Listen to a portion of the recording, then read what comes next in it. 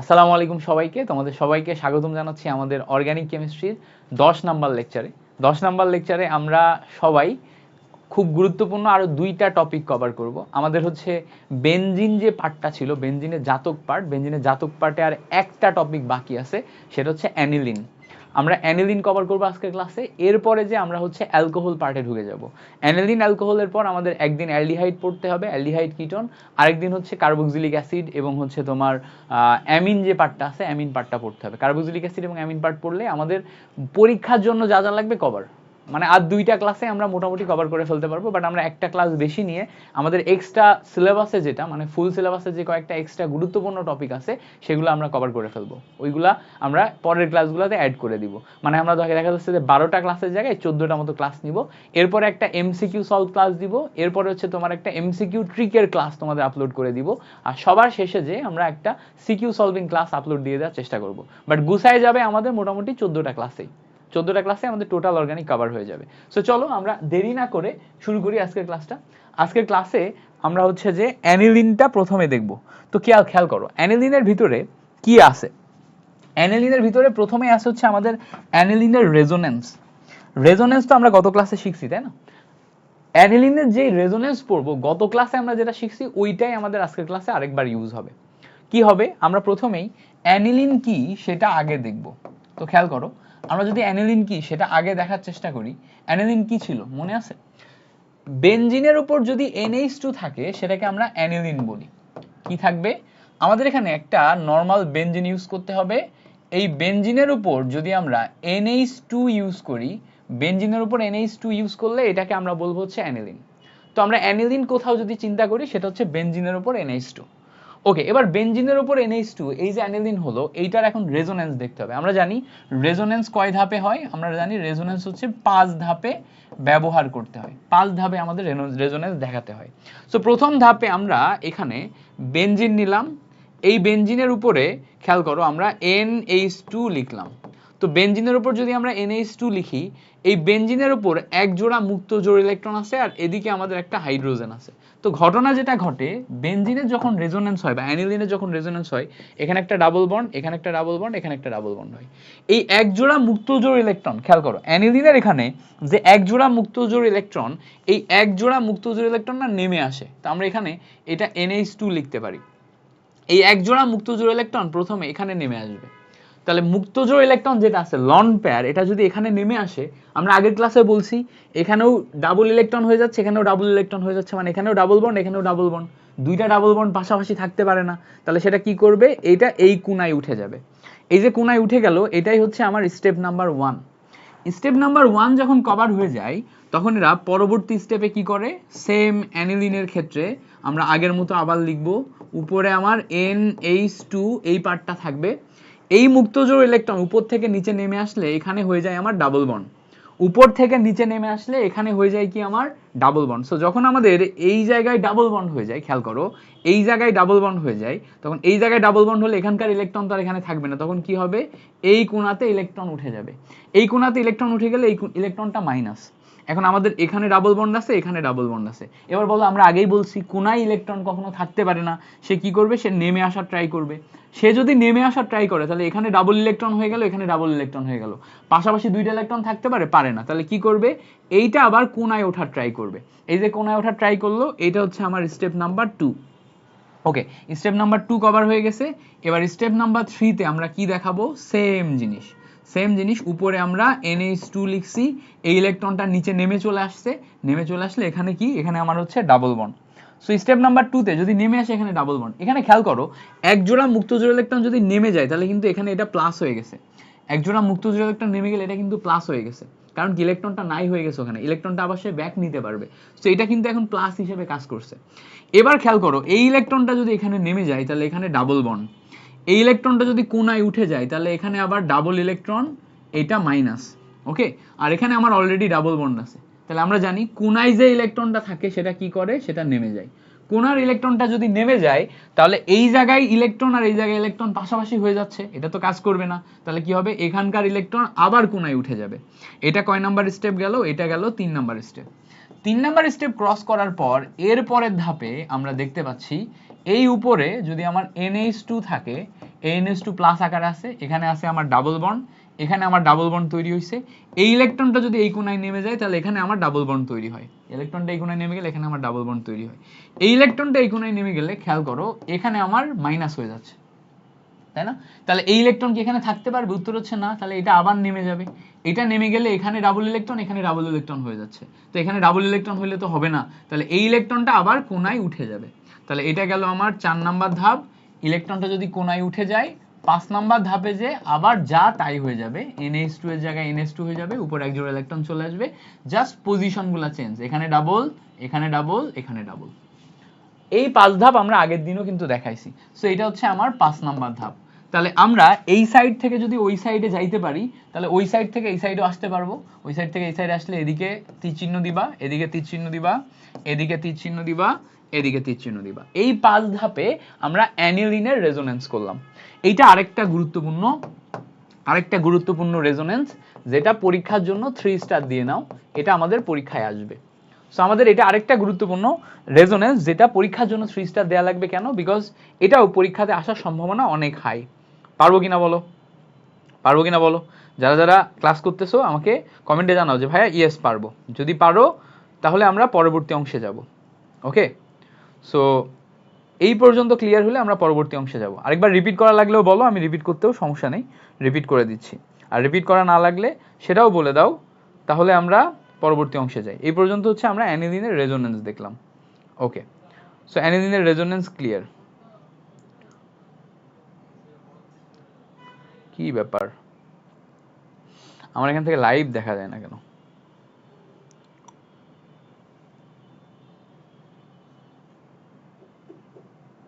তোমাদের কমেন্ট পড়ার জন্য লাইভ আসতে চাচ্ছি। হ্যাঁ, এবার দেখা যাচ্ছে।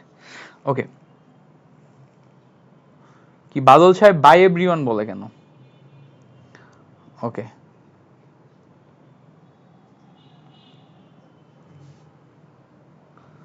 ওকে ওকে ওকে, সো এই পর্যন্ত আমাদের ক্লিয়ার। এটা গেল হচ্ছে আমাদের অ্যানিলিনের রেজোনেন্স পার্ট। অ্যানিলিনের রেজোনেন্স পার্ট এটা যদি আমরা বুঝতে পারি, তাহলে এখন আমরা পরের পার্টে যাব। পরের পার্ট হচ্ছে আমাদের, খেয়াল করো, অ্যানিলিনের হ্যালোজিনেশন। হ্যালোজিনেশন, তো অ্যানিলিনটা তো আমরা চিনি, তাই না? অ্যানিলিন হচ্ছে বেনজিন, বেনজিনের উপর যদি আমরা NH2 আঁকাই তখন এটাকে অ্যানিলিন বলে। বেনজিনের উপর NH2 মানে এটা অ্যানিলিন। এই বেনজিনের উপর NH2 অ্যানিলিন, এটাকে হ্যালোজিনেশন করা মানে এর ভিতরে হ্যালোজেন যোগ করা। হ্যালোজেন মানে কি? ক্লোরিন হতে পারে, ব্রোমিন হতে পারে, এগুলা হতে পারে। সো আমি যদি এখন এই বেনজিনের উপরে হ্যালোজেন যোগ করি এবং এখানে আমি তাপ দিই, তাপ দিয়ে বিক্রিয়াটা করাই, তাহলে আমরা জানি এই অ্যানিলিনটা, এখানে যেহেতু নাইট্রোজেনের সাথে সিঙ্গেল বন্ড আছে, সিঙ্গেল বন্ড থাকার মানে এটা হচ্ছে অর্থ প্যারা নির্দেশক। কি নির্দেশক?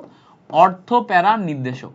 তাহলে অর্থ প্যারা নির্দেশক হলে বাইরে থেকে যে যুক্ত হবে সে অর্থ অবস্থানে যুক্ত হবে, প্যারা অবস্থানে যুক্ত হবে, অর্থ অবস্থানে যুক্ত হবে। তাহলে প্রথম যে যৌগটা তৈরি হবে, প্রথম যৌগটা বেনজিনের সাথে এই অ্যানিলিনের সাথে অর্থ অবস্থানে হ্যালোজেন যুক্ত হয়ে এইটা যুক্ত হবে, অর্থ ব্রোমো অ্যানিলিন। পরেরটা আমাদের খেয়াল করো, আবার একত্রিত হয়ে তোমার এই NH2 এর সাথে প্যারা অবস্থানে যুক্ত হবে, প্যারা ব্রোমো অ্যানিলিন। পরে দেখো, যদি আমরা এই বিক্রিয়াটাকে একটু বেশিক্ষণ ধরে করি, মানে আরো বেশি করে করি, বেশি অ্যামাউন্টের করি, তাহলে তিনটা একত্রিত হয়ে যাবে। তিনটা একত্রিত হয়ে যে এই বেনজিনের সাথে, খেয়াল করো, বেনজিনের এই অ্যানিলিনের NH2 এর সাথে একটা ব্রোমিন অর্থ পজিশনে ঢুকবে, আরেকটা ব্রোমিন প্যারা পজিশনে ঢুকবে, আরেকটা ব্রোমিন অর্থ পজিশনে ঢুকবে। তো এই তিনটা পজিশনে ঢোকার পর আমরা এখান থেকে পাবো, খেয়াল করো, 1 2 3 2 4 6। সো 2 4 6 ট্রাইব্রোমো, ট্রাইব্রোমো অ্যানিলিন, এই পার্ট আসবে 246 ট্রাইব্রোমো অ্যানিলিন। এই হচ্ছে আমাদের পার্ট। খেয়াল করো, 246 ট্রাইব্রোমো অ্যানিলিন, এই পার্টটা আমরা টোটাল এই হিসাবে পাবো। বুঝতে পারছো? তাহলে আমরা এখান থেকে কি দেখতে পাইলাম? আমরা এখান থেকে দেখতে পাইলাম যে অ্যানিলিন যে পার্টটা আছে সেটাকে যদি আমরা হ্যালোজিনেশন করি এবং হিট দিই, তাহলে একটা অর্থ পজিশনে ঢুকে, একটা প্যারা পজিশনে ঢুকে। অর্থ এবং প্যারা পজিশনে ঢোকার পর পরবর্তীতে আমরা যদি বিক্রিয়াকে বেশিক্ষণ ধরে করি, তাহলে সবগুলাকে একত্রিত করে এক যৌগে লেখা যায়। এক যৌগে লিখলে আমাদের এখান থেকে তৈরি হয় 246 ট্রাইব্রোমো অ্যানিলিন। তুমি সরাসরি এই দুইটা যৌগ না লিখে এই যৌগটা একবারেও লিখতে পারবা, কোনো সমস্যা নেই। এই যৌগটা একবারে এখানে লিখতে পারবা। তাতেও কোনো সমস্যা নেই। তো এটা গেল হচ্ছে আমাদের অ্যানিলিনের হ্যালোজিনেশন। এবার খেয়াল করো আমাদের পরবর্তী খুবই গুরুত্বপূর্ণ বিক্রিয়া হচ্ছে অ্যানিলিনের নাইট্রেশন। এইটার উপরে তুমি একটা 3 স্টার দিয়ে দাও। কি কয় স্টার দিবা? 3 স্টার দিয়ে দাও। সো এটার উপরে আমরা কি দিব? 3 স্টার দিয়ে দিব। তো এখানে আমরা একটা 3 স্টার 4 স্টার দিয়ে ফেলছি, 3 স্টার দিয়ে দিলাম। 3 স্টার কেন? বিকজ অ্যানিলিনের নাইট্রেশনটা হচ্ছে ব্যতিক্রম বিক্রিয়া। অ্যানিলিনের নাইট্রেশনটা হচ্ছে ব্যতিক্রম বিক্রিয়া, এই জন্য গুরুত্বপূর্ণ। মাথায় রাখবা কেমিস্ট্রিতে যাহাই ব্যতিক্রম তাহাই ইম্পর্টেন্ট। মাথায় রাখবা কেমিস্ট্রিতে, এই লাইনটা লিখে নাও, কেমিস্ট্রিতে কেমিস্ট্রিতে যাহাই ব্যতিক্রম তাহাই তাহাই ইম্পর্টেন্ট। তো কোথাও যদি কোনো কিছু ব্যতিক্রম পড়ো কেমিস্ট্রির ভাষায় সেটা ইম্পর্টেন্ট এবং সেটা মাস্ট ভালো করে পড়া লাগবে। কেমিস্ট্রিতে যাহাই ব্যতিক্রম তাহাই ইম্পর্টেন্ট। তাহলে এখানে ব্যতিক্রম জিনিসটা কি খেয়াল করো। আমরা যখন একটা অ্যানিলিন নিতেছি, এটা একটা অ্যানিলিন নিলাম, এই অ্যানিলিন মানে বেনজিনের উপর NH2 নিয়ে ফেললাম, বেনজিনের উপর NH2, এইটাকে আমি করব নাইট্রেশন। আমরা জানি নাইট্রেশন করার জন্য নাইট্রিক অ্যাসিড ইউজ করতে হয়। কি ইউজ করতে হয়? Nitric acid. এরপরে আমরা প্রভাবক হিসেবে এখানে সালফিউরিক অ্যাসিড নিই এবং এখানে হিট দিই। এটা হচ্ছে আমার নাইট্রেশন বিক্রিয়া। তো খেয়াল করো এই নাইট্রেশন বিক্রিয়াটা ঘটে কিভাবে? এই নাইট্রিক অ্যাসিডটার একটা পার্ট OH আর একটা পার্ট NO2 আকারে ভেঙে যায়। OH আমাদের মাইনাস হয় আর NO2 আমাদের কি হয়? প্লাস হয়। OH মাইনাস NO2 প্লাস, এটা হচ্ছে আমাদের নাইট্রেশনের নাইট্রিক অ্যাসিডের যে পার্ট সেটা। এবার খেয়াল করো আমরা যখন এই নাইট্রেশন করব তখন এই বিক্রিয়াটা কেমন হওয়ার কথা? আমরা জানি এই মানে বেনজিনের উপর NH2 মূলক এইটা থাকলে সে কি নির্দেশক? অর্থ প্যারার নির্দেশক। তার মানে ডেফিনেটলি এই নাইট্রো মূলকটা আমাদের একটা অর্থ পজিশনে আসার কথা, একটা প্যারা পজিশনে আসার কথা, তাই না? কিন্তু ব্যতিক্রম হচ্ছে এইটা অর্থ এবং প্যারা পজিশনে না এসে এটা সরাসরি মেটা পজিশনে আসবে। এই যৌগে উৎপন্ন হবে হচ্ছে মেটানাইট্রোঅ্যানিলিন। কি তৈরি হবে? মেটানাইট্রোঅ্যানিলিন। খেয়াল করো এটার নাম কি? এটার নাম হচ্ছে মেটানাইট্রোঅ্যানিলিন। এবার প্রশ্ন হচ্ছে ভাইয়া কেন হলো? কেন হলো? এই জায়গাতে আমরা হিসাব অনুযায়ী অর্থ এবং প্যারা পজিশনে নাইট্রোমূলক বসানোর কথা, এই নাইট্রোমূলকটা অর্থ এবং প্যারা পজিশনে বসানোর কথা, কিন্তু আমাদের এখানে বসে গেল মেটা পজিশনে। এটা অর্থ পজিশন, এটা মেটা, এটা প্যারা। মেটা পজিশনে কেন বসলো? এটা তো কথা না। এটাই তো ভাইয়া ব্যতিক্রম, আর কেমিস্ট্রিতে যাহা ব্যতিক্রম তাহাই ইম্পর্টেন্ট। এখন ব্যতিক্রম কেন হলো সেটা আমাদের বুঝতে হবে। খেয়াল করো আমাদের এই বেনজিনের উপরে NH2 মূলক আছে, তাই না? বেনজিনের উপর NH2 মূলক আছে। এই বেনজিনের উপর NH2 মূলককে যখন আমরা নাইট্রেশন করব, HNO3 দিয়ে নাইট্রেশন করব এবং এখান থেকে আমরা সালফিউরিক অ্যাসিড নিয়ে বিক্রিয়া করব, তখন এই জায়গাতে একটা হাইড্রোজেন প্লাস আয়ন এখানে যুক্ত হয়। কোথায় যুক্ত হয়?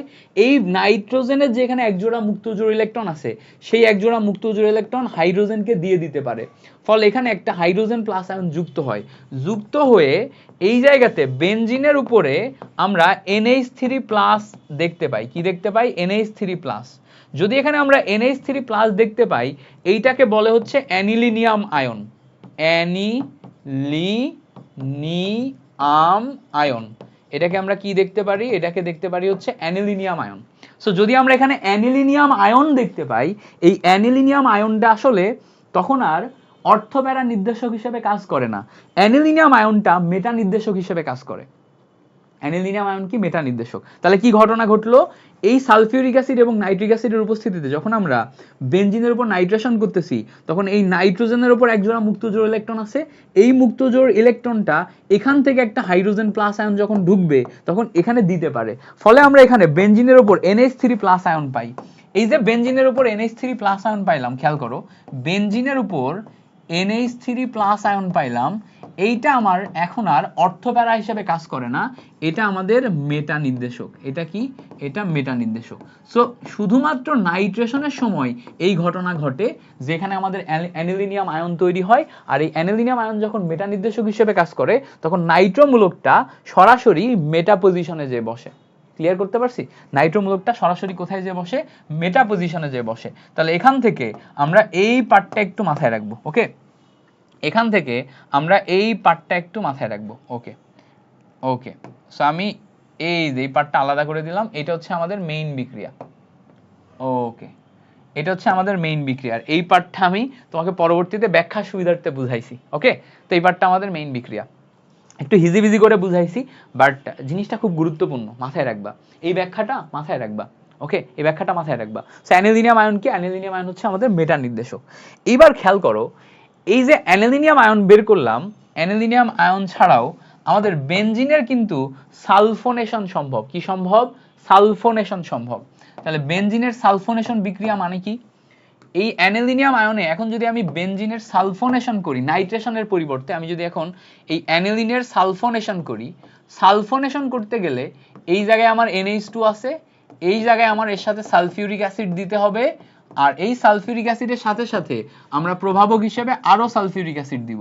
তো আমরা জানি সালফোনেশন করার সময়, খেয়াল করো, আমরা জানি সালফোনেশন করার সময় এই সালফিউরিক অ্যাসিড কিভাবে কাজ করে, একটা OH পার্টে ভাঙে আর একটা কি SO3H পার্টে ভাঙে, যেখানে আমাদের OH মাইনাস আর SO3H কি, SO3H হচ্ছে আমাদের প্লাস। এই যে দুইটা পার্টে ভাঙলো, খেয়াল করো, এই যে দুইটা পার্টে ভাঙলো, এই দুইটা পার্টে ভাঙলে খেয়াল করো এই অংশটা এখন এখানে যে যুক্ত হবে। এখন আমরা আগে দেখছি কেবলমাত্র নাইট্রেশনের সময় অ্যানিলিনিয়াম আয়ন তৈরি হয়, সালফোনেশনের সময় তো আর অ্যানিলিনিয়াম আয়ন তৈরি হয় না। যদি না তৈরি হয় তাহলে এটা আবারও অর্থপ্যারা নির্দেশক। যদি অর্থপ্যারা নির্দেশক হয় তাহলে বেনজিনের উপরে এই যে বেনজিন বলয়, বেনজিন বলয়ের উপরে এখানে আমার NH2 আছে, SO3H যে পার্টটা আছে, এই যে SO3H পার্ট, একটা আমার অর্থ পজিশনে বসবে, আরেকটা আমার SO3H পার্ট প্যারা পজিশনে বসবে। কোথায় বসবে? এই জায়গায় দেখো NH2, আরেকটা আমার প্যারা পজিশনে বসবে। খেয়াল করছো? তাহলে একটা আমার অর্থ পজিশনে বসবে, আরেকটা আমার প্যারা পজিশনে বসবে। তাহলে এই হচ্ছে আমার দুইটা পার্ট। তো আমরা যখন অ্যানিলিনের নাইট্রেশন করব তখন আমার অ্যানিলিনিয়াম আয়ন থেকে মেটা নাইট্রো অ্যানিলিন তৈরি হবে, বাট যখন সালফোনেশন করব তখন আর আমার অ্যানিলিনিয়াম আয়ন তৈরি হবে না। ফলে এ অর্থ প্যারা নির্দেশকই থাকবে, এবং একটা আমার অর্থ পজিশনে বসবে, একটা আমার প্যারা পজিশনে বসবে। আশা করি ব্যাপারটা ক্লিয়ার করতে পারছি। সিম্পল একটা জিনিস, সিম্পল বেসিক, মাথার ভিতরে যদি ক্লিয়ারিটি আসে ইজিলি পারবা। ওকে, আশা করি ব্যাপারটা ক্লিয়ার করতে পারছি। ওকে, সো আশা করি যদি এই ব্যাপারটা ক্লিয়ার হয়, এখন আমরা এই জায়গা থেকে আরেকটা জিনিস একটু দেখার চেষ্টা করব। খেয়াল করলে দেখবা এই যে আমাদের প্যারানাইট্রো অ্যানিলিন যেটা তৈরি হলো না, এই যে পার্টটা নাম কি? প্যারানাইট্রো অ্যানিলিন। এই যে পার্টটা তৈরি হলো না, প্যারানাইট্রো অ্যানিলিন, প্যারানাইট্রো অ্যানিলিনে এই জায়গায় যে নাইট্রোজেন আছে এখানে এক জোড়া মুক্ত জোড় ইলেকট্রন আছে। কি আছে? মুক্ত জোড় ইলেকট্রন আছে। আচ্ছা, আর এই জায়গাতে ভালো করে খেয়াল করলে দেখবা এই জায়গাতে এই যে হাইড্রোজেনটা আছে, এই হাইড্রোজেনটা প্লাস আয়ন আকারে আছে। এই হাইড্রোজেনটা কি আছে? প্লাস আয়ন আকারে আছে। ফলে যেটা হয়, এই হাইড্রোজেন প্লাস আয়নকে আমরা ঠিক অপোজিট সাইডে দিয়ে দিতে পারি। হাইড্রোজেন প্লাস আয়নকে কি করতে পারি? অপোজিট সাইডে দিয়ে দিতে পারি। যদি এই হাইড্রোজেন প্লাস আয়নকে আমরা অপোজিট সাইডে দিই তখন এই যে নাইট্রো প্যারানাইট্রো অ্যানিলিন মূলকটা এটা চেঞ্জ হয়ে যায়। চেঞ্জ হয়ে যে এই সাইডে NH3 প্লাস হয়ে যায়। কি হয়ে যায়? NH3 plus. আর এই সাইড থেকে যেহেতু একটা হাইড্রোজেন প্লাস আয়ন চলে গেছে, SO3 মাইনাস আয়ন হয়ে যায়। কি হয়ে যায়? মাইনাস আয়ন হয়ে যায়। ফলে খেয়াল করো একই যৌগের ভিতরে আমরা একটা হাইড্রোজেনকে ডোনেট করলাম, তাহলে যে ডোনেট করলো সে অ্যাসিডিক। এই পার্টটা ডোনেট করছে না, এই পার্টটা, তাহলে এই পার্টটা আমার অ্যাসিডিক হিসেবে কাজ করছে। খেয়াল করো এই পার্টটা ডোনেট করছে না, আমরা জানি হাইড্রোজেন প্লাস আয়ন ডোনেট করলে তারা অ্যাসিড, এই পার্টটা অ্যাসিডিক হিসেবে কাজ করছে। আর এই পার্টটা কি? হাইড্রোজেন প্লাস আয়ন গ্রহণ করছে, তাহলে এই পার্টটা আমাদের ক্ষারীয় হিসেবে কাজ করছে। তাহলে খেয়াল করো একটা অ্যাসিডিক আর একটা কি ক্ষারীয়, একটা অ্যাসিডিক আর একটা কি ক্ষারীয়। তাহলে যেই পার্টটা অ্যাসিডিক সে ডোনেট করলো, যেই পার্টটা গ্রহণ করলো সেটা ক্ষারীয়। একই যৌগের মধ্যে যদি এরকম আদান প্রদান ঘটে, ঘটে দুই প্রান্তে প্লাস মাইনাস তৈরি হয়। খেয়াল করো এখানে আমরা দুই প্রান্তে প্লাস মাইনাস পাচ্ছি, প্লাস মাইনাস, দুই প্রান্তে প্লাস মাইনাস তৈরি হয়, দুই প্রান্তে প্লাস মাইনাস তৈরি হয়। দুই প্রান্তে প্লাস মাইনাস তৈরি হলে এই আয়নকে আমরা তখন জুইটার আয়ন বলতে পারি। কি বলতে পারি? জুইটার আয়ন। এই কথাটা মাথায় রাখবা, যদি কোনো যৌগের দুই প্রান্তে, এক প্রান্তে প্লাস এক প্রান্তে মাইনাস তৈরি হয় তখন সেই আয়নকে বলা হচ্ছে জুইটার আয়ন। জুইটার আয়ন মানে হচ্ছে এখানে কিছু একটা আদান প্রদান ঘটবে, যেমন একটা হাইড্রোজেন প্লাস আয়ন এখানে আদান প্রদান ঘটছে, ঘটার ফলে এক প্রান্তে প্লাস এক প্রান্তে মাইনাস তৈরি হয়েছে। সো এই আয়নটা জুইটার আয়ন। যদি কখনো জিজ্ঞেস করে নিচের কোনটি জুইটার আয়ন তৈরি করতে পারে, তখন উদাহরণ হচ্ছে এইটা। যদি কখনো জিজ্ঞেস করে নিচের কোনটি জুইটার আয়ন, তখন উত্তর হচ্ছে এইটা। এগুলো কিন্তু এমসিকিউতে আসবে। কোথায় আসবে? এমসিকিউতে আসবে। আবার বলে দিই, যদি কখনো জিজ্ঞেস করে নিচের কোনটি জুইটার আয়ন তৈরি করতে পারে, তখন উত্তর হচ্ছে এইটা। যদি কখনো জিজ্ঞেস করে নিচের কোনটি জুইটার আয়ন, তখন উত্তর হচ্ছে এইটা। সো আমার এই কথাগুলো মাথায় রাখবা, যা যা শেখালাম মাথায় রাখবে। এই পর্যন্ত বুঝছো কিনা? এই পর্যন্ত বুঝলে আসো আমরা পরের পার্টে যাব। এই পর্যন্ত বুঝছো কিনা? সো আমরা অ্যানিলিনের প্রথমে নাইট্রেশন দেখলাম, নাইট্রেশনেরটা ব্যতিক্রম বিক্রিয়া, এবং আমি লিখে দিছি কেমিস্ট্রিতে যাহাই ব্যতিক্রম তাহাই ইম্পর্টেন্ট। এরপর আমরা অ্যানিলিনের সালফোনেশন দেখলাম, সালফোনেশন পার্টটা করছি। সালফোনেশন পার্টে আমাদের টোটাল এই ঘটনা ঘটলো, এবং সালফোনেশন পার্টে মনে রাখার মতো বিষয় হচ্ছে এখানে জুইটার আয়ন তৈরি হয়। মনে রাখার মতো বিষয় কি? এখানে জুইটার আয়ন তৈরি হয়, এটাই হচ্ছে আমাদের এখানে মনে রাখার মতো বিষয়। এবার খেয়াল করো, এরপরে আমরা স্যান্ডমেয়ার বিক্রিয়া দেখতে পারি, বাট আমরা স্যান্ডমেয়ার বিক্রিয়া দেখবো না। আমরা এখানে স্যান্ডমেয়ার বিক্রিয়া না দেখে স্যান্ডমেয়ার বিক্রিয়া আমরা অন্য একটা পার্টে দেখবো। সো আমরা এখানে স্যান্ডমেয়ার না দেখে আমরা এই জায়গাতে স্যান্ডমেয়ার না দেখে অন্য একটা জিনিস তোমাদের শেখাই দিচ্ছি। ওয়েট, স্যান্ডমেয়ার না দেখে, স্যান্ডমেয়ার হচ্ছে আমরা অন্য একটা পার্টে দেখবো না, এখানে আমরা স্যান্ডমেয়ার না দেখে তোমাদের অন্য একটা জিনিস শেখাচ্ছি। স্যান্ডমেয়ার না দেখে আমরা কখনো যদি এমন হয় যে এই অ্যানিলিন যেই যৌগটা আছে, এই অ্যানিলিন যে যৌগটা আছে এটা থেকেই আমি চাচ্ছি যে অর্থ এবং প্যারানাইট্রো অ্যানিলিন তৈরি করতে, তখন আমি কিভাবে তৈরি করতে পারি? আমি চাচ্ছি অর্থ এবং প্যারানাইট্রো অ্যানিলিনই তৈরি করব, অন্য কিছু আমি তৈরি করতে চাচ্ছি না, অর্থ এবং প্যারানাইট্রো অ্যানিলিনই আমি তৈরি করতে চাচ্ছি। তখন আমি সেটাকে কিভাবে তৈরি করতে পারি? খুব সিম্পলি আমরা এই অ্যানিলিনকে অর্থ এবং প্যারানাইট্রো অ্যানিলিন তৈরি করা সম্ভব। প্রশ্ন হচ্ছে কিভাবে? দেখো, যদি আমরা এই অ্যানিলিনকে একবার অ্যানহাইড্রাইডের সাথে বিক্রিয়া করাই, কিসের সাথে? অ্যানহাইড্রাইডের সাথে। অ্যানহাইড্রাইড যৌগটা হচ্ছে CH3CO ও CO CH3, এই যৌগকে বলা হচ্ছে অ্যানহাইড্রাইড। দেখো এই যৌগটার নাম কি? এই যৌগটার নাম হচ্ছে অ্যানহাইড্রাইড। সো আমরা যদি একবার অ্যানহাইড্রাইডের সাথে বিক্রিয়া করাই, আর এই অ্যানহাইড্রাইডের সাথে যদি আমরা কার্বক্সিলিক অ্যাসিডের বিক্রিয়া করাই, তাহলে খেয়াল করো আমরা এখানে একটা অ্যানিলিন নিছি। অ্যানিলিন যৌগে আমরা অ্যানহাইড্রাইড এবং কার্বক্সিলিক অ্যাসিড দুইটা যৌগ নিছি। অ্যানহাইড্রাইডের সংকেত কি? খেয়াল করো, অ্যানহাইড্রাইডের সংকেত সবসময় মনে রাখবা CH3CO, এই পার্টটা থাকবে, মাঝখানে একটা ইথার থাকবে, তারপরে এই পার্টটা আবার রিপিট হবে CO CH3। যদি আমাদের কখনো CO ও CO এরকম পার্ট মাঝখানে থাকে, তখন এই যৌগের নাম হচ্ছে অ্যানহাইড্রাইড। অ্যানহাইড্রাইড, এটা মাথায় রাখতে হবে, এটার নামটা মুখস্থ করতে হবে। বিক্রিয়া খুব কম আসে, কিন্তু অনেক জায়গায় ব্যবহার দেখা যায়। এই যৌগটার নাম কি? এই যৌগটার নাম হচ্ছে anhydride. Organic chemistry easy, but organic কেমিস্ট্রির সবচেয়ে কঠিন পার্ট হচ্ছে অর্গানিক কেমিস্ট্রির নাম মনে রাখা। কোনটা কি, কোনটা দিয়ে কি তৈরি হয়, সংকেত লেখা এবং নাম মনে রাখা হচ্ছে কঠিন। বাকি অর্গানিক কেমিস্ট্রি ইজি, বিক্রিয়া তো একদম ইজি। এবার খেয়াল করো, এই কার্বক্সিলিক অ্যাসিড এবং অ্যানহাইড্রাইডের উপস্থিতিতে তুমি যদি হিট দাও, তাহলে এই জায়গাতে এই অ্যানিলিনের উপরে যে পার্টটা আছে, এই অ্যানিলিনের উপরের পার্ট থেকে একটা হাইড্রোজেন উঠে যে COCH3 এইটা যুক্ত হয়ে যায়। কিভাবে হইলো? এই যে এখানকার যে পার্টটা আছে না, এখানকার এই পার্টটা সরাসরি এখানে যুক্ত হয়ে যাচ্ছে, আর এখান থেকে একটা হাইড্রোজেন এখানে যে কার্বক্সিলিক অ্যাসিড রূপান্তর করে ফেলছে। খুব সিম্পল, দেখো কি হচ্ছে, এই COCH3 পার্টটা NH এর সাথে যুক্ত হয়ে যাচ্ছে, আর NH থেকে একটা হাইড্রোজেন এখানে বসে যাচ্ছে, বসে যে CH3COOH তৈরি হচ্ছে। বুঝতে পারছো? CH3COOH তৈরি হচ্ছে। তাহলে এখন আমরা অ্যানিলিন থেকে এইটা তৈরি করে ফেললাম না? অ্যানিলিন থেকে এটা তৈরি করে ফেললাম, এটা বুঝছে কিনা বলো? এই যে অ্যানিলিন থেকে এইটা তৈরি করে ফেললাম, এই যৌগটার একটা নাম আছে, এই যৌগটার নাম হচ্ছে অ্যাসিটানিলাইড। অ্যাসিটানিলাইড, এই যৌগটার নাম হচ্ছে অ্যাসিটানিলাইড। অ্যাসিটানালাইড যে যৌগটা তৈরি হলো, এই অ্যাসিটানালাইড যৌগটার ক্ষেত্রে এখন যদি তুমি নাইট্রেশন করো, খেয়াল করো, এই যৌগটার ক্ষেত্রে এখন যদি তুমি নাইট্রেশন করো, নাইট্রিক অ্যাসিড নিবা এবং সালফিউরিক অ্যাসিড নিবা এবং এখানে তুমি হিট দিবা। তো এখন তুমি যদি নাইট্রেশন করো, তাহলে এখন আর এখানে অ্যানিলিনিয়াম আয়ন তৈরি হতে পারবে না।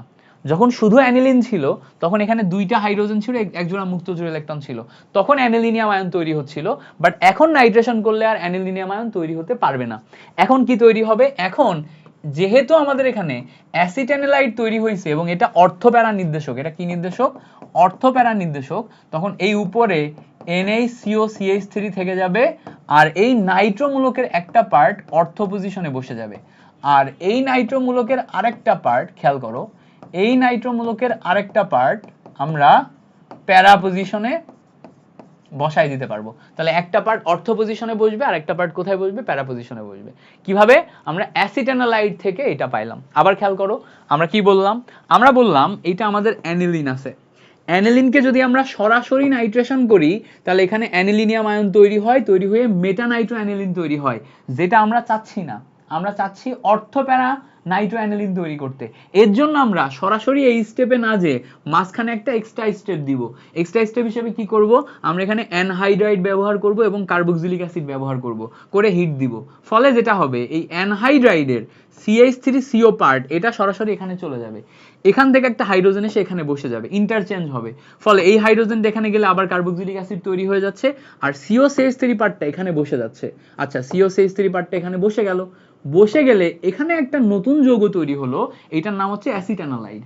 এই অ্যাসিটানোলাইড যে যৌগটা আছে, এই অ্যাসিটানোলাইড যৌগটা অর্থপ্যারা নির্দেশক। এটাকে নাইট্রেশন করলে মেটা নির্দেশক হয় না, এটাকে নাইট্রেশন করলে কি হয় না, মেটা নির্দেশক হয় না। কেন হয় না এগুলোর ডিপ ব্যাখ্যা আছে, আমরা ডিপ ব্যাখ্যায় যাব না, কারণ আমরা অর্গানিক শর্টকাট নিয়ম, যেই নিয়মগুলো আছে সেই নিয়মগুলো ফলো করে মনে রাখবো প্রথমবার নিয়মগুলো ফলো করে মনে রাখলে সমস্ত উৎপাদ এমসিকিউ সিকিউ আমরা সলভ করতে পারবো। পরের বার যে আমরা ডিপ ব্যাখ্যায় আসবো, পরের বার কি, পরের বার তুমি যদি কখনো ইঞ্জিনিয়ারিং কেমিস্ট্রি পড়তে যাও, তুমি যদি কখনো হায়ার কেমিস্ট্রি পড়তে যাও, তুমি যদি কখনো হচ্ছে যে চিন্তা করো যে না আমি কেমিস্ট্রির প্রতি ডেডিকেটেড প্যাশনেট, আমার একদম শিখে ফাটাই দেওয়া লাগবে, তখন আমরা ডিপ ব্যাখ্যায় যাব। এখন আমরা কি করব, এখন আমরা জাস্ট যতটুকু প্রয়োজন ততটুকুর আয়োজন করব। সো যতটুকু প্রয়োজন ততটুকুর আয়োজন করলে আমরা এখন এটা মনে রাখছি যে এইটা এখন অর্থপ্যারা নির্দেশক। তাহলে এটা যদি অর্থপ্যারা নির্দেশক হয়, এখন এটাকে নাইট্রেশন করলে একটা অর্থ পজিশনে বসে আরেকটা কোথায়, প্যারা পজিশনে বসে। ফলে এখানে আমরা অর্থনাইট্রো এবং প্যারানাইট্রো অ্যাসিটানোলাইড পাইলাম। এখন প্রশ্ন হচ্ছে ভাইয়া আমরা তো চাইছিলাম অর্থনাইট্রো অ্যানিলিন প্যারানাইট্রো অ্যানিলিন, তাহলে কি করব, খেয়াল করো এই জায়গাতে যদি তুমি এখন আদ্র বিশ্লেষণ করো, পানি দাও এবং হিট দাও, পানি এবং হিট দিলে যেই পার্টটা তুমি ঢোকাইছিলা না এই পার্টটা আবার বের হয়ে যাবে। জৈব যৌগের সবচেয়ে মজার ব্যাপার হচ্ছে পানি দেওয়ার বিক্রিয়া।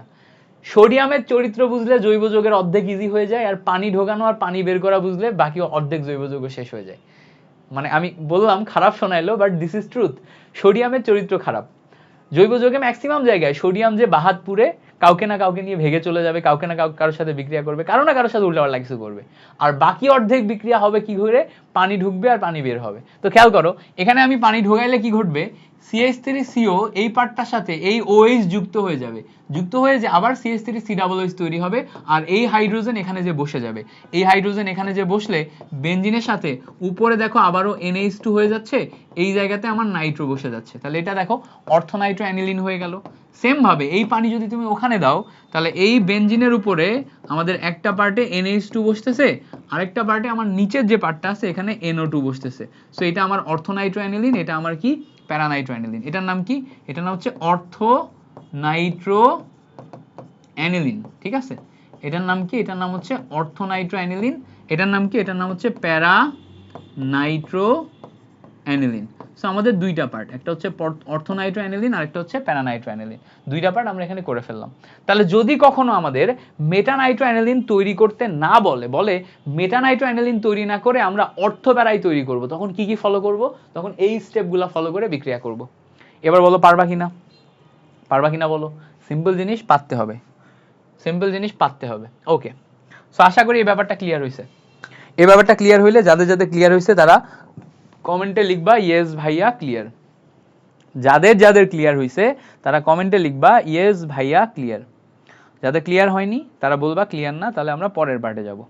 আজকে আমরা দুইটা টপিক পড়বো, 1 ঘন্টায় শেষ হয়ে যাবে, কোনো ব্যাপার না, বাট দুইটা টপিক খুব ভালো করে পড়বো। সো আমাদের অ্যানিলিনের যে পার্টটা গেল, অ্যানিলিনের পার্টটা মোটামুটি আমরা পড়ে ফেলছি, অ্যানিলিন থেকে যা যা আসে আমরা দেখে ফেলছি। ওকে, সো কমেন্ট করবা ইয়েস ভাইয়া ক্লিয়ার বা পারবো ভাইয়া, তাহলে আমরা পরের পার্টে যাব। ওকে, পরের পার্টে যদি যাই তাহলে পরের পার্টে আমাদের কি আছে, খুব সিম্পল, পরের পার্টে আমাদের অ্যালকোহল পার্টটা আছে, খুবই গুরুত্বপূর্ণ একটি পার্ট অ্যালকোহল পার্ট। এর পরের পার্টে আমরা অ্যালকোহল ভালো করে শিখব, অ্যালকোহল ভালো করে শিখব। খেয়াল করো অ্যালকোহল পার্টটা যদি আমরা দেখি, অ্যালকোহলের প্রথমেই আমাদের একটা গুরুত্বপূর্ণ প্রশ্ন আছে খ নম্বরের জন্য। প্রশ্নটা হচ্ছে অ্যালকোহল অ্যামিন এবং পানিতে দ্রবণীয় কিন্তু ইথার পানিতে অদ্রবণীয়, এটা কেন?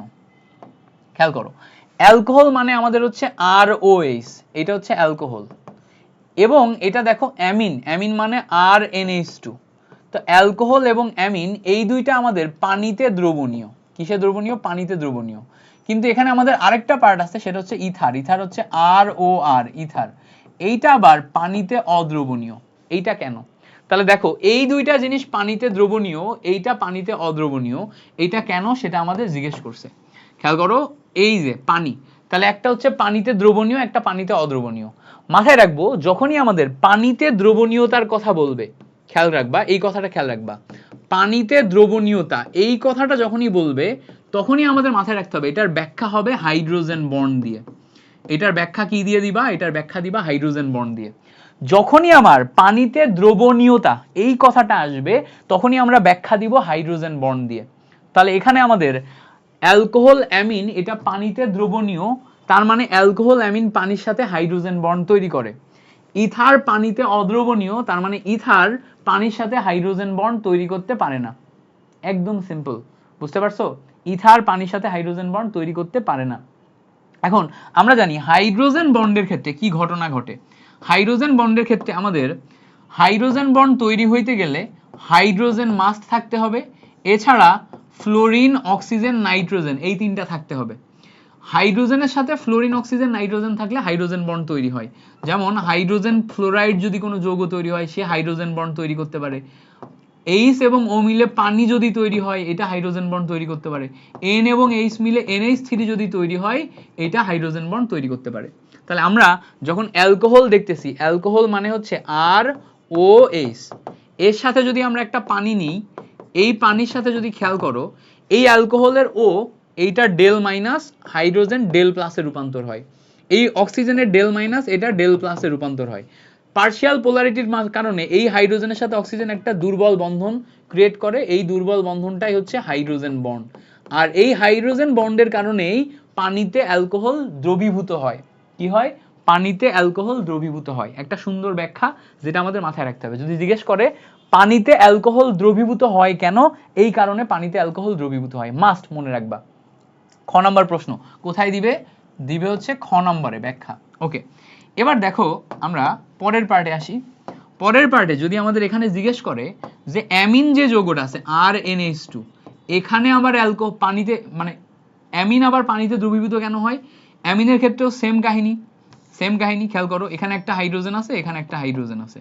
এই যে হাইড্রোজেনটা আছে এই হাইড্রোজেনটার ক্ষেত্রে যদি এখানে তুমি এভাবে লিখো, এই নাইট্রোজেন ডেল মাইনাসে পরিণত হয়, হাইড্রোজেন ডেল প্লাসে পরিণত হয়। এই সাইডে যদি আমি অক্সিজেন নিই, এদিকে অক্সিজেন এদিকে অক্সিজেন, খেয়াল করো এই oxygen del minus, hydrogen del plus, এরা দুইটা পাশাপাশি দুর্বল প্লাস মাইনাস আকর্ষণ বলের কারণে মাঝখানে একটা বন্ধন তৈরি করে, এই বন্ধনটাই হচ্ছে আমার হাইড্রোজেন বন্ড। তো খেয়াল করো আমরা অ্যামিন পানিতে হাইড্রোজেন বন্ড তৈরি করতেছে, এইটা দেখার কারণে বুঝতে পারছি যে অ্যামিন পানিতে হাইড্রোজেন বন্ড তৈরি করার কারণে আমাদের এখানে অ্যামিন পানিতে দ্রবীভূত হয়। বুঝতে পারছো? বাট তুমি যখন ইথারে যাবা, ইথারের মাঝখানের অক্সিজেনে কোনো হাইড্রোজেন থাকে না, দ্যাটস ওয়াই এখানে আমরা কোনো হাইড্রোজেন বন্ড তৈরি করতে পারি না। পানির সাথে কোনো হাইড্রোজেন নাই, মানে পানির সাথে হাইড্রোজেন আছে বাট ইথারের সাথে কোনো হাইড্রোজেন নাই, দ্যাটস ওয়াই আমরা কোনো হাইড্রোজেন বন্ড তৈরি করতে পারি না। তাহলে যদি আমাদের প্রশ্ন করে অ্যালকোহল অ্যামিন পানিতে দ্রবণীয় কিন্তু ইথার পানিতে অদ্রবণীয় কেন, আমরা ব্যাখ্যা করতে পারবো কিনা বলো? অ্যালকোহল অ্যামিন পানিতে দ্রবণীয়, ইথার পানিতে অদ্রবণীয়, ব্যাখ্যা করতে বলছে, ব্যাখ্যা করতে পারবো? আশা করি এই জিনিসটা আমরা ইজিলি ব্যাখ্যা করতে পারবো। ওকে, এবার বলছে দেখো পরবর্তী যেই বিক্রিয়া সেটা হচ্ছে অ্যালকোহলের প্রস্তুতি। অ্যালকোহলের প্রস্তুতির ভিতরে খুব গুরুত্বপূর্ণ একটা প্রস্তুতি হচ্ছে কার্বক্সিলিক অ্যাসিডের জাতক থেকে অ্যালকোহল। কার্বক্সিলিক অ্যাসিডের জাতক, এইটা থেকে আমাদের অ্যালকোহল প্রস্তুত করতে হবে। এইটা আমাদের ব্যাখ্যা করতে হবে যে কার্বক্সিলিক অ্যাসিডের জাতক যারা আছে এদের থেকে আমরা অ্যালকোহল কিভাবে প্রস্তুত করব। সো কারোর কি কোনো ধারণা আছে এগুলা সম্পর্কে? কার্বক্সিলিক অ্যাসিডের জাতক যারা আছে, কার্বক্সিলিক অ্যাসিডের জাতক যারা আছে এখান থেকে আমরা অ্যালকোহল কিভাবে প্রস্তুত করতে পারি?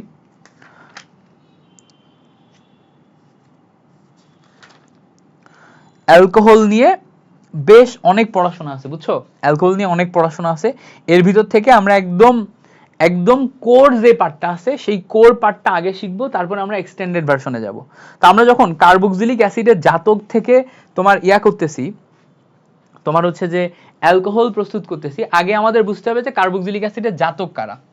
কার্বক্সিলিক অ্যাসিড আমাদের আগে চিনতে হবে। কার্বক্সিলিক অ্যাসিড মানে হচ্ছে আর COOH, এটাকে বলা হচ্ছে কার্বক্সিলিক অ্যাসিড।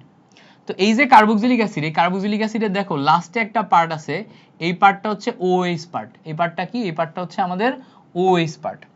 এই যে OH পার্টটা আছে না ভাইয়া, OH পার্টটা আছে না, এই OH পার্টটাকে আমরা প্রতিস্থাপন করতে পারি। OH পার্টটাকে প্রতিস্থাপন করলে RCOX বসানো যায়। এই OH পার্টটাকে প্রতিস্থাপন করে RCONH2 বসানো যায়। এই OH পার্টটাকে প্রতিস্থাপন করে আরো অন্যান্য অনেক কিছু বসানো যায়। তুমি যেটাই বসাও, বসানোর পরে যেটা পাবা সেটা হচ্ছে কার্বক্সিলিক অ্যাসিডের জাতক। যেমন ধরো এই জায়গাতে এই OH পার্টের শুধু হাইড্রোজেনকেও প্রতিস্থাপন করা যায়, শুধু হাইড্রোজেনকে প্রতিস্থাপন করে এখানে একটা R বসানো যায়। তাহলে এই যে এই অংশ থেকে যেগুলা তৈরি হলো এরা সবাই কার্বক্সিলিক অ্যাসিডের জাতক। এরা সবাই কি? এরা সবাই কার্বক্সিলিক অ্যাসিডের জাতক। এই যে কার্বক্সিলিক অ্যাসিডের জাতকগুলা পাইলাম, এই কার্বক্সিলিক অ্যাসিডের জাতকের সাথে আমরা এখন খুব সিম্পলি এই জাতকের সাথে বিজারণ করতে পারি। কি করতে পারি? বিজারণ।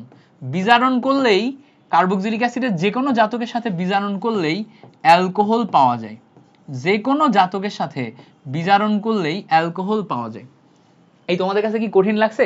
শুরুর দিকে ইজি ছিল, আস্তে আস্তে যত ডিপ যাচ্ছি তত কিন্তু আগের পড়াশোনার উপর বেসিক বেস করে আমাদের বুঝতে হচ্ছে। সো তোমাদের কাছে যদি কঠিন লাগে আমাকে বইলো, কিন্তু আমরা আগের পড়াশোনার সাথে অনেক কিছু বেস করে এখন কিন্তু পুরো জিনিসটা অ্যাডাপ্ট করতেছি। সো কঠিন লাগলে আমাকে বইলো।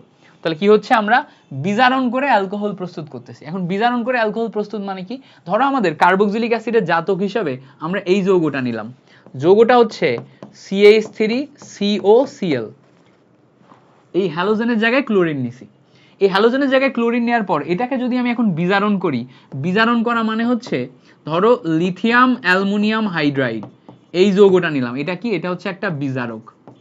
এটা হচ্ছে একটা বিজারক। তো এই যে বিজারকটা নিলাম, এই বিজারকের উপস্থিতিতে যদি বিজারণ করি তাহলে এখানে আমাদের জায়মান হাইড্রোজেন তৈরি হবে।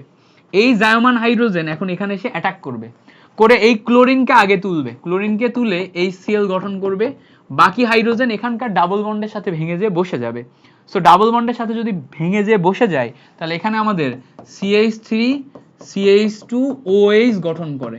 তাহলে খেয়াল করো, CH3CH2OH যদি গঠন করে তাহলে আমরা এখান থেকে এই যে কার্বক্সিলিক অ্যাসিডের জাতক সেটাকে বিজারণ করে শেষ পর্যন্ত কি পাই? অ্যালকোহল পাই। কি পাইলাম? কার্বক্সিলিক অ্যাসিডের যে জাতক সেটাকে বিজারণ করে কি পাইলাম? অ্যালকোহল পাইলাম। বুঝতে পারছো? এবার এই যে বিক্রিয়া, এই বিক্রিয়াটা অবশ্যই বিক্রিয়াটা হইতে হবে শুষ্ক ইথার মাধ্যমে। কি মাধ্যমে? শুষ্ক ইথার মাধ্যমে। শুষ্ক ইথার মাধ্যমে বিক্রিয়াটা ভালো হয়। ওকে, তাহলে কার্বক্সিলিক অ্যাসিডের জাতক এগুলা থেকে যদি কখনো আমাদের অ্যালকোহল প্রস্তুত করতে বলে তাহলে আমরা এভাবে প্রস্তুত করতে পারবো। সেম জিনিস এইটা আমরা যদি এই জাতকটা না নিয়ে অন্য কোনো জাতক নিই সেখান থেকেও প্রস্তুত করতে পারবো। যেমন ধরো আমরা অ্যাস্টার নিলাম, RCOOR, অ্যাস্টার। এইটাকেও যদি আমরা সেম ভাবে লিথিয়াম অ্যালুমিনিয়াম হাইড্রাইড এইটার উপস্থিতিতে বিজারণ করি তাহলে এখানে আমাদের পর্যাপ্ত পরিমাণ জায়মান হাইড্রোজেন থাকবে। এই পর্যাপ্ত পরিমাণ জায়মান হাইড্রোজেন এখানে এসে আমার এক সাইডে RCOOH এ রূপান্তর করবে, আরেক সাইডে এসে ROH এ রূপান্তর করবে। ঠিক আছে? এই জায়গা থেকে আমরা কি পাবো? তোমার পাবো। কি বলে? আচ্ছা এখানে হইছে, এটা হচ্ছে RCH2OH এ রূপান্তর করবে, আর একটা হচ্ছে OH এ রূপান্তর করবে। দুইটা পার্ট ভেঙে আমাদের তোমার হচ্ছে অ্যালকোহলে রূপান্তর হবে। মানে ধরো এই যে পার্ট আছে না, এই পার্টটা একটা পার্ট যাচ্ছে আর এই পার্টটা একটা যাচ্ছে বিজারণ করার মাধ্যমে। সো এই হচ্ছে আমাদের কার্বক্সিলিকের অ্যাসিড জাতক থেকে, কার্বক্সিলিক অ্যাসিডের জাতক যারা আছে সেই জাতক থেকে কিভাবে আমরা অ্যালকোহল প্রস্তুত করব সেটা।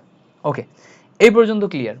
এবার আসো, এখনো পর্যন্ত আমরা যত বিক্রিয়া পড়ছি তার ভিতরে সবচেয়ে গুরুত্বপূর্ণ বিক্রিয়াটা আমরা এখন পড়ব। সেটা কি? সেটা হচ্ছে 1, 2, 3 ডিগ্রি অ্যালকোহল প্রস্তুত করব আমরা গ্রিগনার্ড বিকারক থেকে। এখনো পর্যন্ত আমরা যত বিক্রিয়া পড়ছি তার ভিতরে সবচেয়ে গুরুত্বপূর্ণ বিক্রিয়া, তুমি যদি পুরা অর্গানিক থেকে একটা বিক্রিয়া শিখো সেটা এই বিক্রিয়াটা শিখবা। তারপরে তুমি যদি দুইটা বিক্রিয়া শিখো তাহলে এইটা এবং ওজনীকরণ বিক্রিয়া শিখবা। ঠিক আছে? সো যদি তুমি টোটাল অর্গানিক কেমিস্ট্রির দুইটা বিক্রিয়া তুমি জিজ্ঞেস করো ভাইয়া আমাকে শিখতে বলেন, তাহলে আমি বলবো একটা হচ্ছে এই বিক্রিয়াটা শিখবা, আর একটা হচ্ছে ওজনীকরণ বিক্রিয়া শিখবা। এই দুইটা শিখলেই তুমি এখান থেকে প্রশ্ন কমন পাবা। বুঝতে পারছো? আচ্ছা আবার একটু রিপ্লে করেন ভাইয়া, কোনটা কোন জায়গাটা রিপ্লে করবো আবার বলে দিও তো। কোন জায়গাটা রিপ্লে করবো আবার বলে দিও, সমস্যা নেই, আমি রিপ্লে করে দিব। আপাতত আমরা এই বিক্রিয়াটা শিখি, এটা খুব স্লো যাব। হ্যাঁ, এটা খুব স্লো যাব। খেয়াল করো, আমাদের এখানে বলছে গ্রিগনার্ড বিকারক থেকে 1, 2, 3 ডিগ্রি অ্যালকোহল প্রস্তুতি। কি বলছে? গ্রিগনার্ড বিকারক থেকে 1, 2, 3 ডিগ্রি অ্যালকোহল প্রস্তুতি। প্রথমে আসতে হবে আমাদের গ্রিগনার্ড বিকারক কারা। তো এখানে প্রথমে নোট নাও, গ্রিগনার্ড বিকারক, এইটার সংকেত হচ্ছে গ্রিগনার্ড বিকারক, এটার সংকেত হচ্ছে আর এমজিএক্স। আর মানে অ্যালকাইল হ্যালাইড, অ্যালকাইল, এমজি মানে ম্যাগনেসিয়াম, এর সাথে এক্স, এইটা করলে আমরা পাই হচ্ছে গ্রিগনার্ড বিকারক। আর এমজিএক্স মানে কি? আর এমজিএক্স মানে গ্রিগনার্ড বিকারক।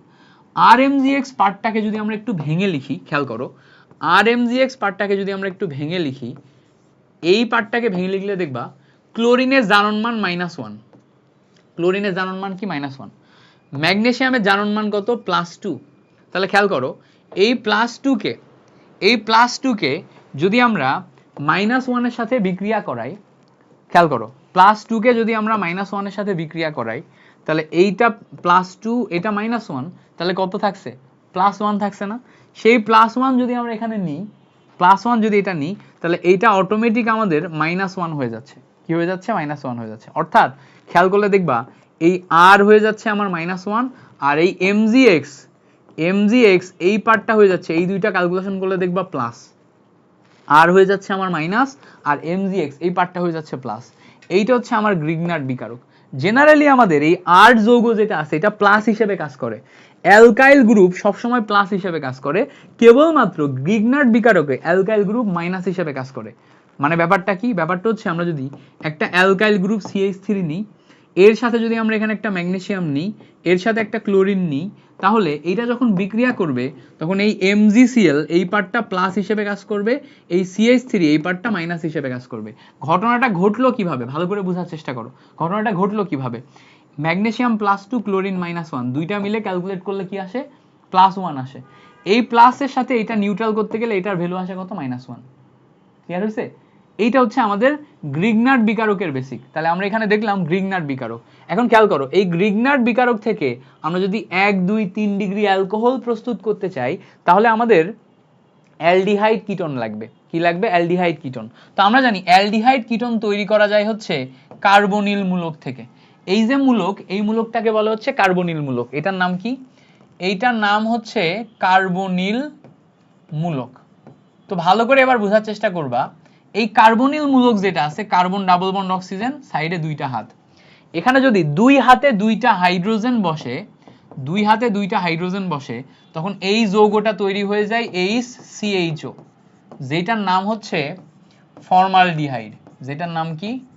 ফর্মালডিহাইড। তো এইটার নাম হচ্ছে ফর্মালডিহাইড। এবার খেয়াল করো, এই কার্বনিল মূলকের কার্বন ডাবল বন্ড অক্সিজেন এর একটা হাতে যদি আর বসে আর একটা হাতে যদি হাইড্রোজেন বসে, তখন এই জায়গায় যে যৌগটা তৈরি হয় এটা হচ্ছে RCHO। এইটা হচ্ছে আমাদের অ্যালডিহাইড। এটার নাম কি? এইটা হচ্ছে আমাদের অ্যালডিহাইড। তাহলে একটা হচ্ছে ফর্মালডিহাইড, আরেকটা হচ্ছে অ্যালডিহাইড। একটা কি? একটা হচ্ছে ফর্মালডিহাইড, আরেকটা কি? আরেকটা হচ্ছে অ্যালডিহাইড।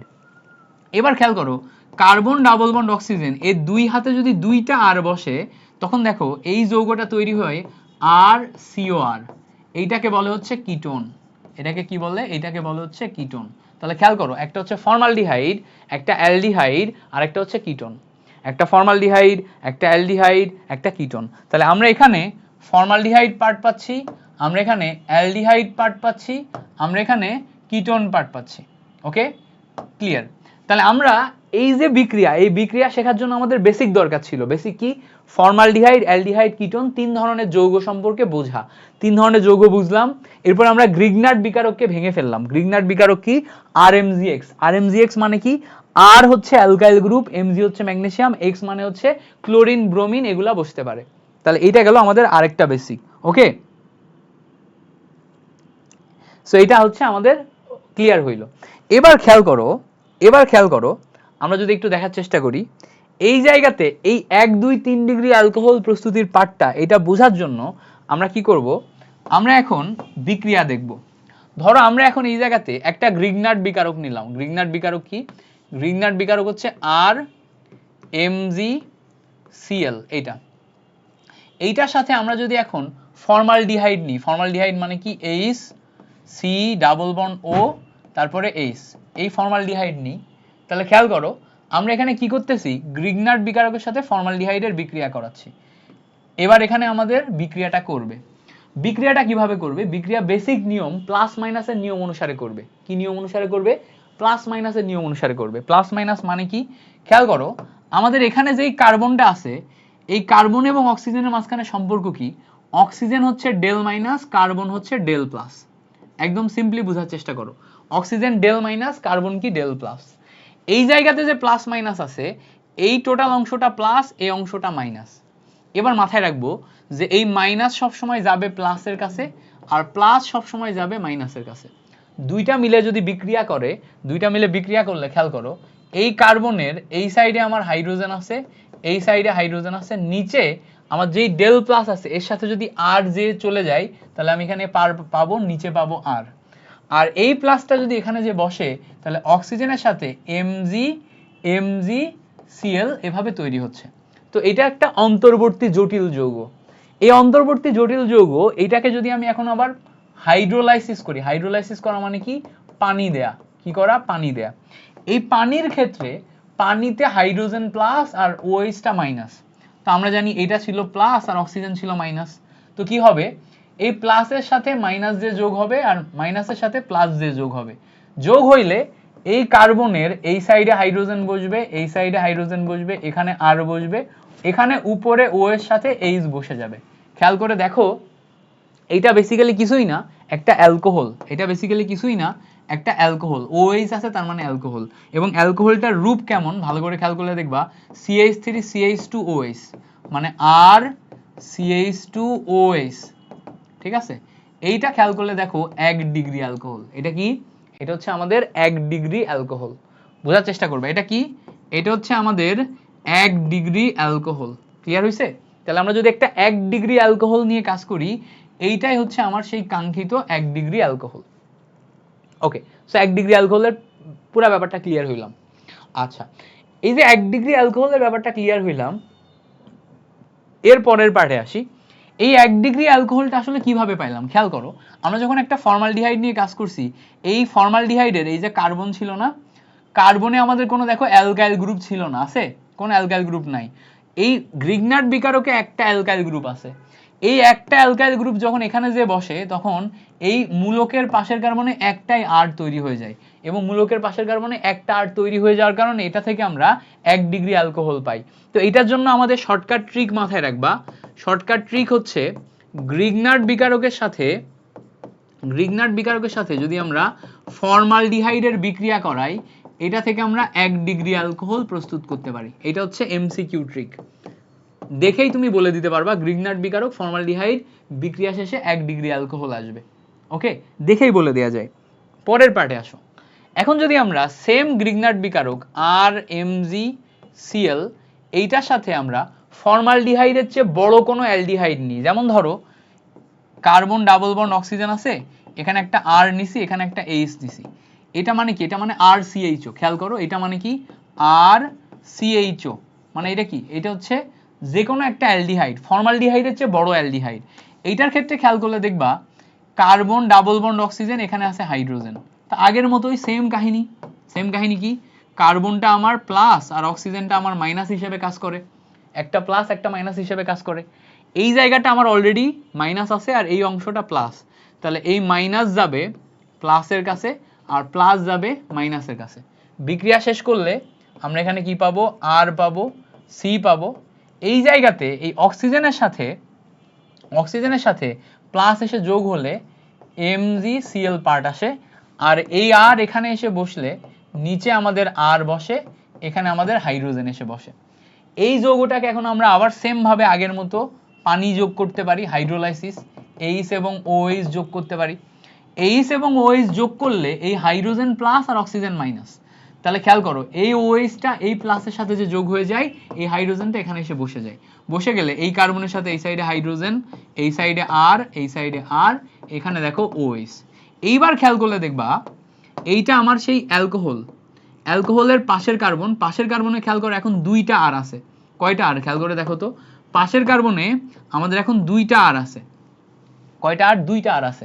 খেয়াল করে দেখো, আমরা যখন একটা অ্যালডিহাইড নিয়েছিলাম, অ্যালডিহাইডে আমাদের আর ছিল একটা, বাট যখন আমরা আরএমজিএক্স নিছি, আরএমজিএক্স এর সাথে বিক্রিয়া করানোর কারণে ওই একটা আর এর সাথে আরেকটা আর এক্সট্রা যোগ হয়ে গেছে। তার মানে আমরা যে কোনো অ্যালডিহাইডের সাথে যদি আরএমজিএক্স এর বিক্রিয়া করাই, এটা একত্রিত হয়ে আমাদের 2 ডিগ্রি অ্যালকোহল প্রস্তুত করে। কয় ডিগ্রি?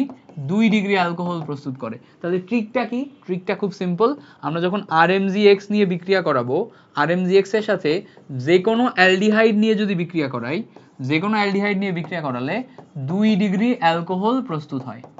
আরএমজিএক্স যে কোনো অ্যালডিহাইড 2 ডিগ্রি অ্যালকোহল। ওকে, আরএমজিএক্স যে কোনো অ্যালডিহাইড 2 ডিগ্রি অ্যালকোহল। ক্লিয়ার হয়েছে কিনা? ক্লিয়ার হয়ে যাওয়ার কথা। সেম ভাবে আমরা এখন এই জায়গা থেকে আরএমজিএক্স এর সাথে 3 ডিগ্রি অ্যালকোহলও প্রস্তুত করতে পারি। কিভাবে?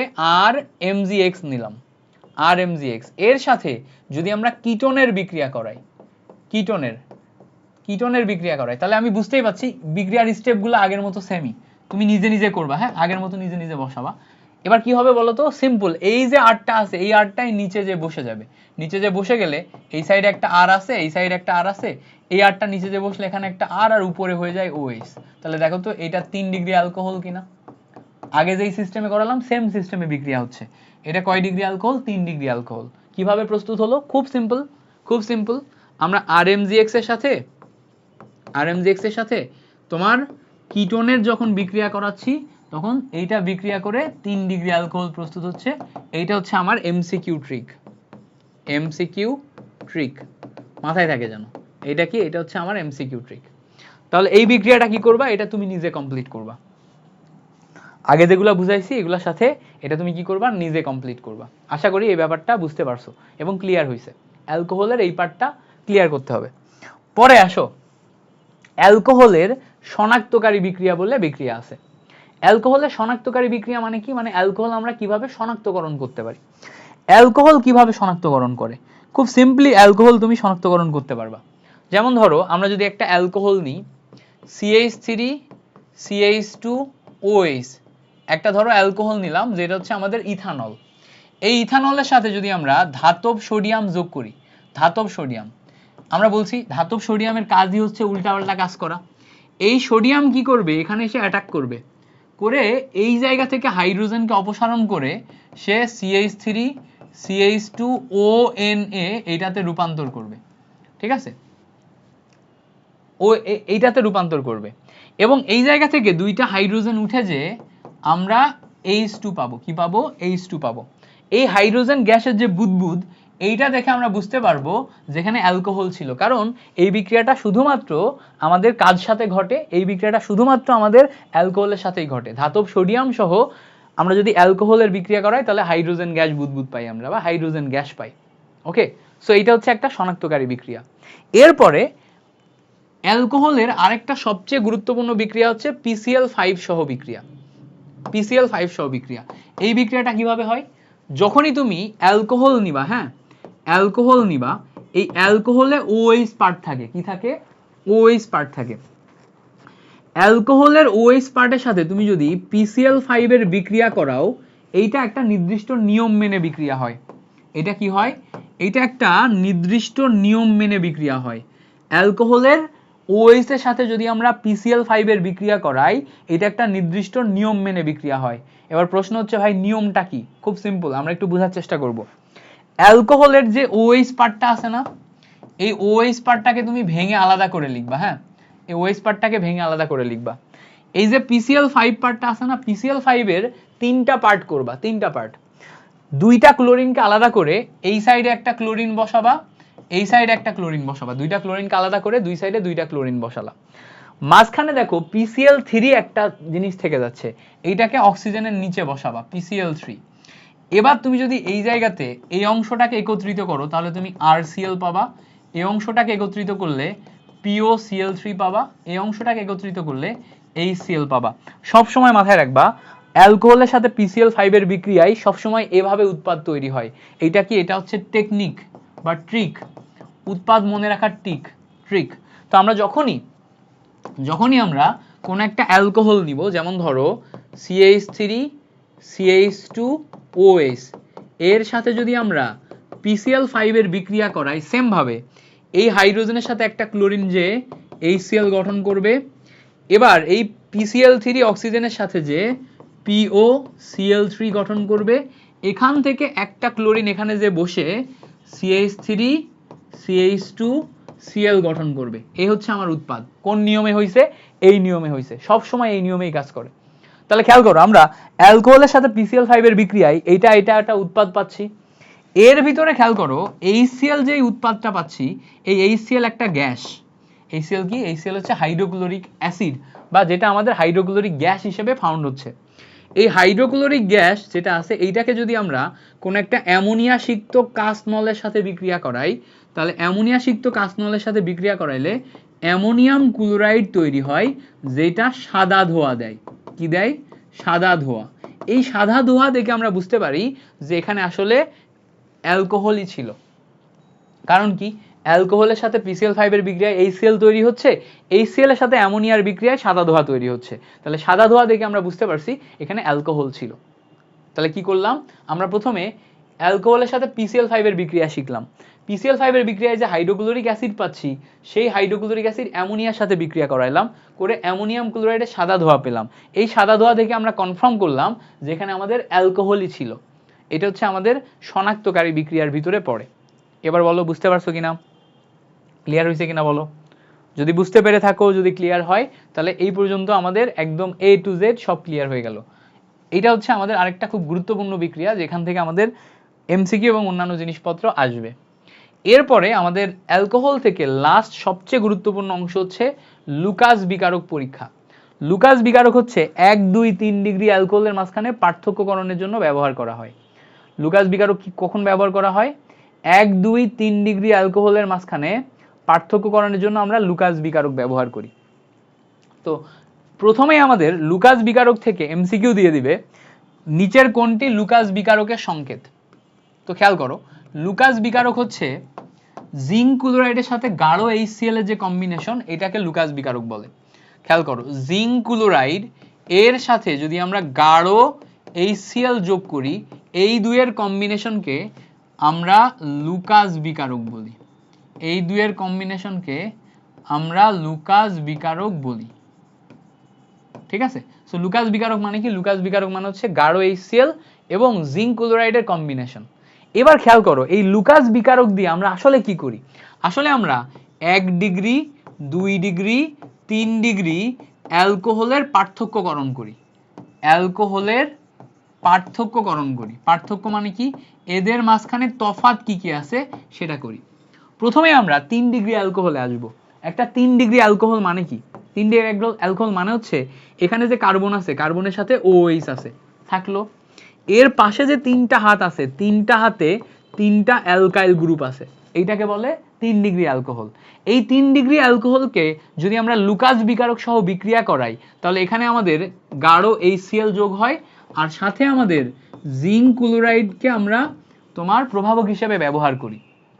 খেয়াল করো, ঘটনা যেটা ঘটবে, এই জায়গায় যে OH-টা আছে না, এই OH আর এখানে যে হাইড্রোজেন, এই দুইটা বিক্রিয়া করে এখানে পানি তৈরি করবে, আর এখানে যে ক্লোরিনটা আছে, ক্লোরিনটা OH এর জায়গায় বসে যাবে।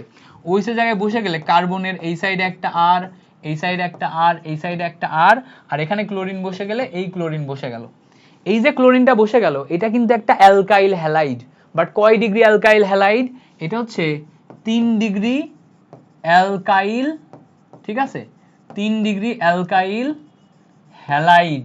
তো এই যে 3 ডিগ্রি অ্যালকাইল হ্যালাইড পেলাম, আমি মাথায় রাখবো, এই যে 3 ডিগ্রি অ্যালকাইল হ্যালাইড পেলাম, এই 3 ডিগ্রি অ্যালকাইল হ্যালাইড যে অংশটা পাচ্ছি, এইটা আসলে প্রিসিপিটেট দেয়। প্রিসিপিটেট মানে অদক্ষেপ দেয়। এবং কখন অদক্ষেপ দেয়? যখন আমি 3 ডিগ্রির সাথে লুকাস বিকারকের বিক্রিয়া করাবো, তখন সাথে সাথে অদক্ষেপ দিবে। কি দিবে? সাথে সাথে অদক্ষেপ দিবে। মাথায় রাখবো, এটা সাথে সাথে অদক্ষেপ দিবে। বাট যখনই আমি এই লুকাস বিকারকের সাথে, খেয়াল করো, এই লুকাস বিকারকের সাথে 2 ডিগ্রি অ্যালকোহলের দিব, মানে এখানে ধরো OH আছে, এখানে হাইড্রোজেন আছে, এখানে একটা R আছে, এখানে আরেকটা R আছে, এর সাথে যদি আমি এখন হাইড্রোজেন ক্লোরাইড এবং জিঙ্ক ক্লোরাইড এইটার বিক্রিয়া করাই, তো এখন যে বিক্রিয়াটা ঘটবে এই বিক্রিয়াতে অদক্ষেপ হবে। কি অদক্ষেপ হবে? এখান থেকে হাইড্রোজেন এখান থেকে OH মিলে আবারও পানি তৈরি করবে, আর এখান থেকে ক্লোরিন আবার এখানে এসে বসবে। বসলে খেয়াল করো এখানে একটা আর, এখানে একটা আর, এখানে একটা CH, এখানে Cl বসলো। এটাও কিন্তু আমার অ্যালকাইল হ্যালাইড, বাট এটা কত? এটা হচ্ছে 2 ডিগ্রি। এই 2 ডিগ্রি অ্যালকাইল হ্যালাইডের সাথে এই অদক্ষেপটা পড়তে 5 থেকে 10 মিনিট মতো সময় লাগে। 5 থেকে 10 মিনিট, তো টাইমটা দেখি, টাইম ভুল করা যাবে না। হ্যাঁ, এটা হচ্ছে আমাদের 5 থেকে 10 মিনিট মতো সময় লাগে। তাহলে খেয়াল করো 3 ডিগ্রির ক্ষেত্রে সাথে সাথে অদক্ষেপ দিবে, 2 ডিগ্রির ক্ষেত্রে 5 থেকে 10 মিনিট মতো সময় নেবে। তাহলে যদি আমরা 1 ডিগ্রি নিই, 1 ডিগ্রির ক্ষেত্রে কি ঘটবে খেয়াল করো।